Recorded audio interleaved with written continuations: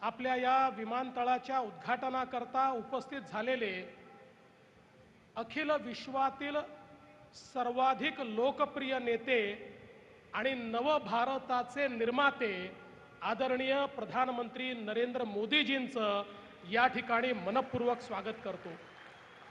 आज मंचावर उपस्थित असलेले माननीय गव्हर्नर साहेब, his excellency ambassador of Japan, आमचे माननीय उपमुख्यमंत्री एकनाथराव शिंदेजी, अजितदादा पवारजी, मंचावर उपस्थित असलेले आपले केंद्रीय मंत्री राममोहन नायडूजी, रामदास आठवलेजी, मुरलीधर मोहोळजी, मंचावरील आमचे सर्व सहकारी मंत्री, सर्व खासदार, आमदार, लोकप्रतिनिधी, विशेष रूपाने हा अतिशय सुंदर एअरपोर्ट ज्यांनी तयार केला ते अडाणी ग्रुपचे गौतमभाई अडाणी आणि या ठिकाणी उपस्थित सर्व माझ्या माता भगिनी आणि बंधूंनो, आजचा दिवस हा स्वप्नपूर्तीचा दिवस आहे।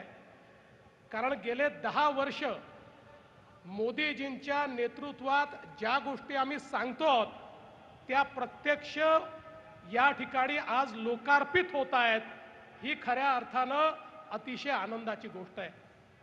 आणि हा जो आपला एअरपोर्ट आहे, खरं म्हणजे मी सांगू इच्छितो की हा एअरपोर्ट कशा प्रकारे नवभारताचं प्रतीक आहे।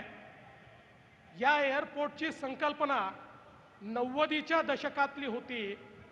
अनेक वर्ष आम्ही जेव्हा मुंबईहून पुण्याला जायचो तर एक बोर्ड फक्त लागलेला असायचा की या ठिकाणी नवी मुंबईचं आंतरराष्ट्रीय एअरपोर्ट होणार, पण काहीच पुढे जायचं नाही।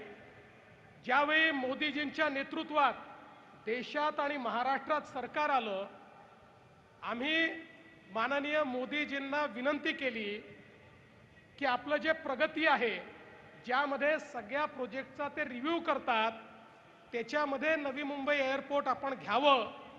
आपल्या